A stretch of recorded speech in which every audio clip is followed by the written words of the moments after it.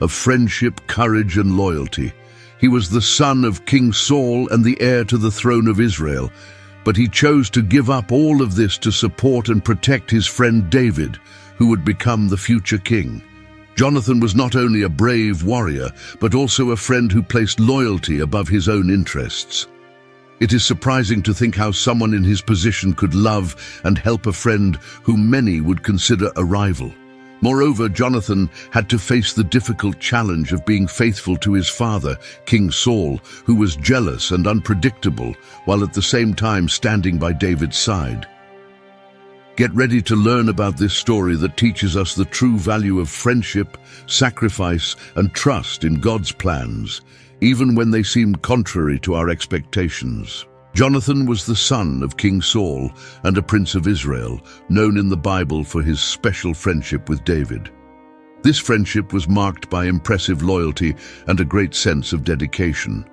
Even as the son of the king who pursued David relentlessly, Johnathan chose to support his friend, protecting him and helping him whenever he needed it. He leaves us an example of true friendship and courage, even in very difficult situations.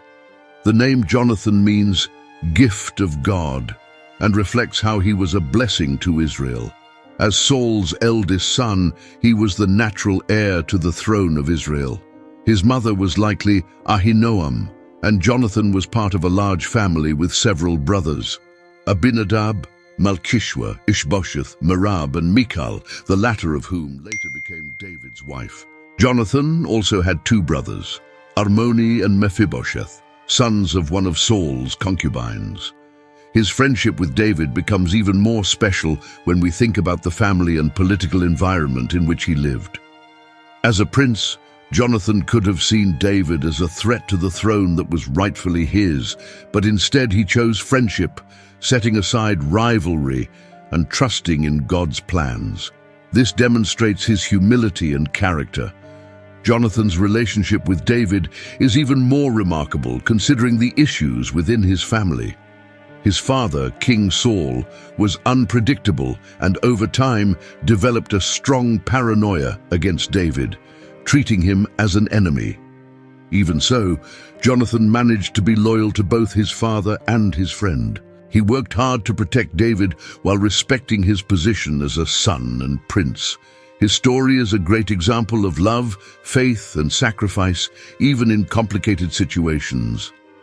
Johnathan had a son named Mephibosheth, who was only 5 years old when Johnathan died. Mephibosheth had a physical disability and was raised in the city of Lodebar. Later, David, fulfilling the promise he made to Johnathan, restored to Mephibosheth the lands that belonged to Saul and welcomed him into the court of Israel, giving him a special place. Johnathan was also known as a brave warrior. After Saul's victory against the Ammonites, the army of Israel was divided into two groups, and Johnathan was tasked with leading one of them. The Bible recounts that he was victorious in Geba, where he defeated the local Philistine leader. In chapter 14 of 1 Samuel, his courage and military skill are highlighted.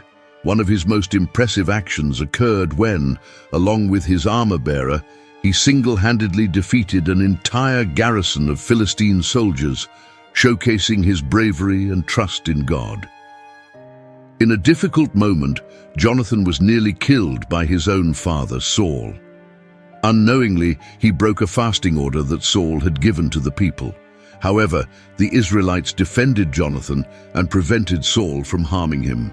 This episode made it clear that the true problem in Israel was not Johnathan, but rather Saul's impulsive actions. Johnathan was a talented warrior, and this was evident even in David's lament after Jonathan's death. The Bible highlights Jonathan's exemplary character. He was courageous, made wise decisions, and inspired the soldiers of Israel. Furthermore, he had the skill to teach war strategies, earning the respect and admiration of all.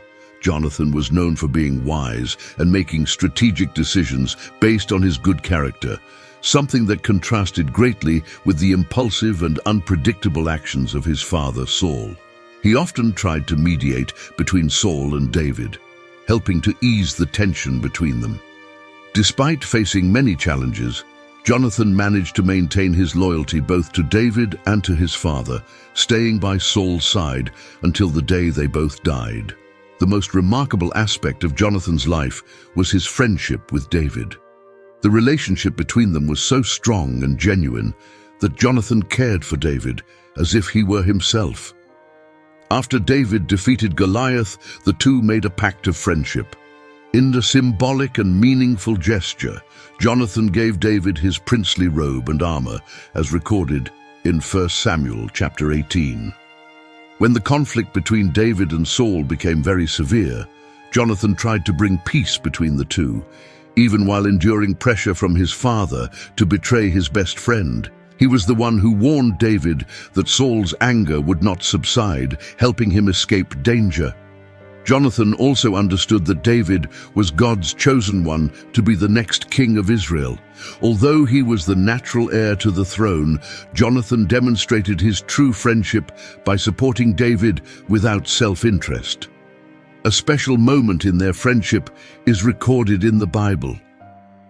Johnathan, son of Saul, went to David in the forest and strengthened his trust in God. He said, "Do not be afraid, for Saul, my father, will not find you. You will be king over Israel, and I will be at your side. Even my father knows this." This meeting happened when David was fleeing to save his life. Even as the son of the king, Johnathan had the courage to go to David's hiding place. He not only encouraged him, but also reminded him of God's promises, reaffirming that David would be king despite the difficulties. In addition to encouraging David, Johnathan did something even more special. He and David renewed their promise to take care of each other and protect their families in the future. This pact showed that their friendship was sincere and went beyond any hardship. Johnathan also declared that when David became king, he would stand by his side as a faithful helper. This gesture was full of humility and love because Johnathan, as a prince, was the natural heir to the throne. Even so, he accepted that God had chosen David and supported this decision wholeheartedly. This moment between Johnathan and David is a great example of true friendship, loyalty, and trust in God. Johnathan set aside his position as heir to follow God's plan and demonstrate his love and faithfulness to his friend. Unfortunately, Johnathan did not live to fulfill his promise to stand by David's side when he became king. He died tragically along with his father, King Saul, and his brothers during a battle against the Philistines. This story is recorded in chapter 31 of 1 Samuel. The Philistines fought against Israel, and the Israelites fled, falling dead on Mount Gilboa. The Philistines pursued Saul and his sons and killed Johnathan, Abinadab, and Malchishua, sons of Saul. The battle on Mount Gilboa was one of the most difficult moments for Israel. The Philistines, powerful enemies, attacked with full force, causing a great defeat. Many Israelite soldiers died and the army was scattered. Saul and his sons ended up surrounded, becoming the primary targets of the Philistines during the fight. Johnathan, known for his bravery, probably fought with all his strength alongside his father and brothers to defend Israel. However, the Philistine army was very strong, and he was ultimately killed along with Abinadab and Malchishua. Jonathan's death marked not only a great loss for Israel, but also the end of Saul's leadership, plunging the people into sorrow. After the battle, the Philistines not only celebrated their victory, but also humiliated their enemies. They took the bodies of Saul and his sons and hung them on the wall of the city of Beth-shan.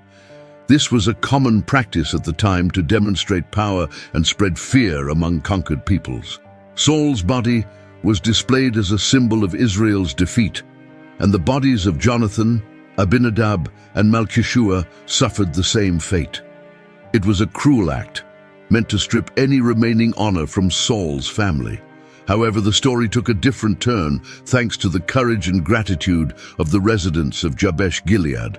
This city owed a debt to Saul because at the beginning of his reign, he saved them from an Ammonite attack, 1 Samuel chapter 11. Remembering this act and wishing to honor the former king, the men of Jabesh-Gilead undertook a risky nighttime mission.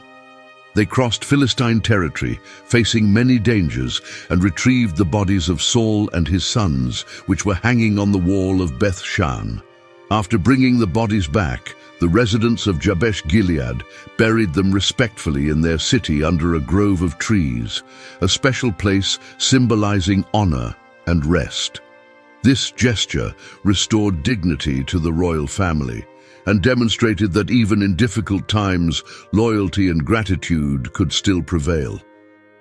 The residents of Jabesh-Gilead fasted for 7 days as a sign of mourning for the death of Saul and his sons.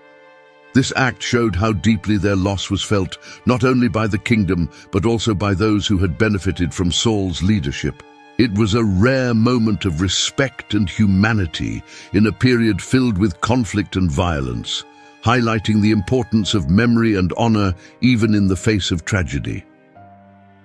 When David received the news of Johnathan and Saul's death, he was deeply grieved. The information was brought by an Amalekite who claimed to have found Saul wounded on the battlefield and, at the king's request, ended his life. However, this version is controversial, as the Bible states that Saul took his own life upon realizing he would be captured by the Philistines. Regardless, the news had a devastating impact on David. In 2 Samuel chapter 1, David expresses his sorrow in one of the most heartfelt laments in the Bible. He wept for Johnathan, his closest friend, and also for Saul, the anointed king of Israel, despite the conflicts they had. His words reflect not only his sadness over their loss, but also the respect he still held for Saul and his admiration for Jonathan's bravery. David said, "How the mighty have fallen in battle! Johnathan lies slain on your heights. I grieve for you, my brother Johnathan. You brought me so much joy. Your love for me was more wonderful than the love of women." 2 Samuel chapter 1 verses 25 and 26. These words reveal the deep emotional and spiritual bond between David and Johnathan. Even in the midst of mourning, David did not forget the promise he had made to Johnathan to care for his family. Years later, as king of Israel, David sought to find out if anyone from Saul's family was still alive. It was then that he discovered Mephibosheth, Jonathan's son, who had been crippled since childhood. Mephibosheth lived in Lo-debar, a distant and simple region, likely living humbly and in fear of being persecuted for being a descendant of Saul. If you want to know more about the story of Mephibosheth, son of Johnathan, and how he became crippled, I will leave the information at the end of this video. David, instead of acting as many might have expected, took a surprising approach. He not only spared Mephibosheth's life, but also honored him in a special way. David restored to Mephibosheth all the lands that belonged to Saul and invited him to live in the palace, eating at the king's table. This gesture was not only an act of kindness, but also a testament to David's loyalty to the promise he had made to Johnathan years earlier. David's actions were remarkable because instead of eliminating Saul's descendants to consolidate his power, as was common at the time, he chose compassion and justice. He treated Mephibosheth with respect and dignity, restoring honor to the family of his dear friend Johnathan. This episode highlights not only David's loyalty, but also his vision of leadership based on mercy and commitment to God and others. Ultimately, the story of Johnathan is much more than a tale of friendship. It teaches us how to be true friends and how we can reflect God's love and faithfulness in our relationships. Johnathan showed, through his actions, that true friendship is not based on interests or advantages, but on trust, respect, and a sincere commitment to care for one another. Johnathan was the crown prince of Israel, but even so, he did not see David as an enemy or rival, even knowing that God had chosen David as the next king. Instead, he accepted God's will with humility and decided to support David in every way. He was able to place God's plans above his own interests. demonstrating a selfless and faith-filled heart. One of Jonathan's greatest demonstrations of friendship was his protection of David. He knew that Saul, his father, wanted to kill David, and he risked his own life to warn him and help him escape. Johnathan did this with courage and intelligence, devising detailed plans to protect his friend. This teaches us that being a true friend means standing by the other person, even in difficult moments, and doing whatever is necessary to help them. Today, Jonathan's story challenges us to reflect on our friendships and ask, are we being loyal, generous, and sincere friends? In a world where many relationships are shallow and interest-based, Johnathan reminds us that true friendship is deep, built on trust, respect, and the desire to do good for the other without expecting anything in return. His story inspires us to be friends who help, who encourage in difficult times, who celebrate the other's achievements without envy, and who remain loyal even when things get complicated. Just as Johnathan gave up the throne to support David, we are called to put the needs of others above our own desires, reflecting God's love in our actions. Jonathan's life teaches us that true friendship is faithful, selfless, and full of grace. May we learn from him how to build relationships that honor God and set an example of love and loyalty in a world that so desperately needs it. Now, write in the Bible, leave a like, and subscribe to the channel to watch more Bible stories like this one. May God bless you.